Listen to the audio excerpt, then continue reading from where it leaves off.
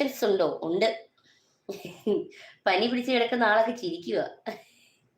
സത്യമല്ലേ ഞാൻ പറഞ്ഞേ? ദൈവത്തിന്റെ ഓരോ ലീലാവിലാസങ്ങൾ. ഫുഡ് കഴിച്ചോ? കഴിച്ചു.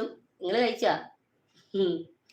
ഇവിടെ ഇന്ന് മുളക്കൂട്ടം കാണണമെന്ന്. ഇവിടെ ഉണ്ട് മുളക്കൂട്ടം കാണണമെന്ന്. ഞാൻ മിക്കവാറും അങ്ങോട്ടൊരു വരവ് വരേണ്ടി വരും. എനിക്ക് കുറച്ച് മുള കൊണ്ടുവന്ന് ഇവിടെ വെക്കേണ്ടി വരുവോടെ. പല സൈസ് കൊണ്ട് വെക്കേണ്ടി വരും. ഇവർ ചോദിക്കുമ്പോൾ എടുത്ത് കാണിക്കാലോ. പല സൈസ്. ഭാര്യ ആകണം എന്ന് നിർബന്ധമില്ല. ആണല്ലേ? അപ്പൊ നീ എങ്ങനെയാ? അത് ഭാര്യ എവിടെ പോയി?